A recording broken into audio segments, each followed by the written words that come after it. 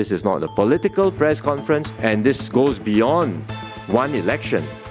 Because once the fault lines deepen, once trust is eroded, it is so hard to recover again. So we hope whatever actions we have taken, whatever calls that we have put out to the political parties will be well heeded by everyone.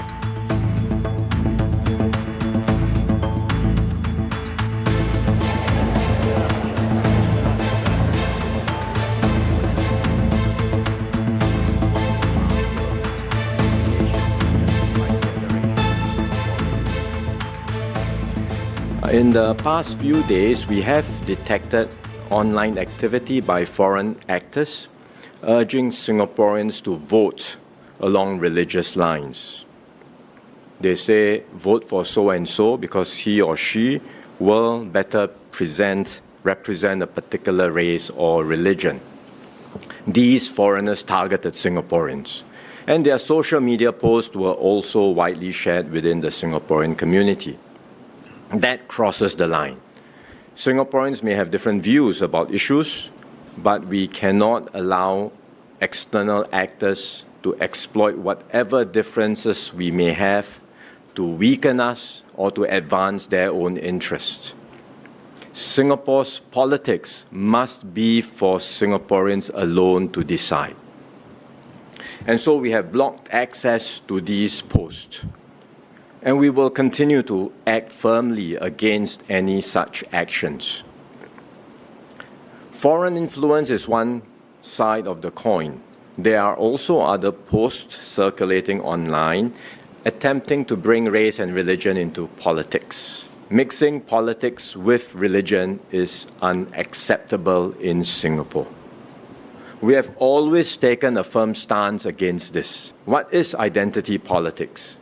Identity politics means candidates and MPs appealing for support on the basis of race or religion and championing the interest of that particular group over other groups and over everything else.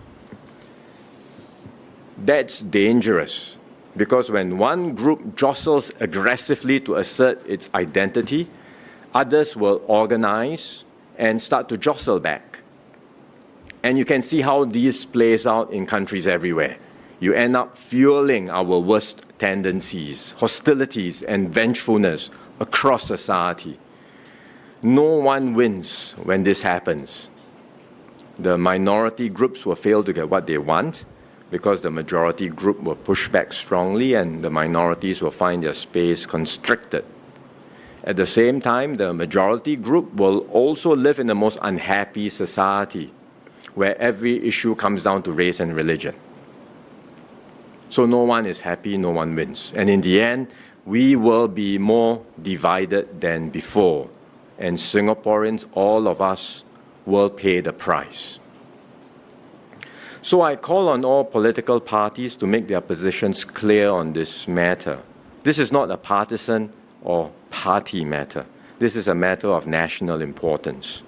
In particular, I invite the leaders of all political parties to make their stand clear, not just on foreign interference, but on two fundamental principles. First, that identity politics has no place in Singapore. Second, that we should never mix religion and politics. So I think majority would know that foreign interference is unacceptable, but there's also this need for such issues to be raised and heard, and for the community, they look at the Malay MPs as an avenue to raise these issues and for them to address. So how can you assure the community and as well the other minority communities as well about where do we draw the line in terms of, getting our Malay Muslim MPs to hear our concerns and not mixing race and religion in politics? I know it's not easy always, especially if you were to be a minority or a minority MP for that matter. But all the more, particularly when it comes to an election period like this, and given what has transpired now, I think it's useful for us to remind everyone, yes, we are in an election contest. Yes, every party would like to win and gain more seats, but victory should not come at the price of our unity. That's too high a cost. Let's not harm Singapore's cohesion. Let's have a good and fair contest. And then beyond the elections, we will continue with the engagements. We will continue listening, hearing all the different groups and seeing how best to address the concerns of each community while making sure we strengthen our society and our shared Singaporean identity at the same time. Any concern that this episode will affect relationships between different ethnic groups? So are you worried that it might cause some kind of backlash in terms of vote swings? It is precisely because we are worried, not about the consequences of the election, but worried about the impact on our social harmony, that we are taking action. This is not a political press conference. I'm not here to talk about my concerns about the party. I'm here to talk about my concern for Singapore and our country. And this goes beyond one election, because once the fault lines deepen, once trust is eroded, it is so hard to recover again. So we hope whatever actions we have taken, whatever calls that we have put out to the political parties will be well heeded by everyone.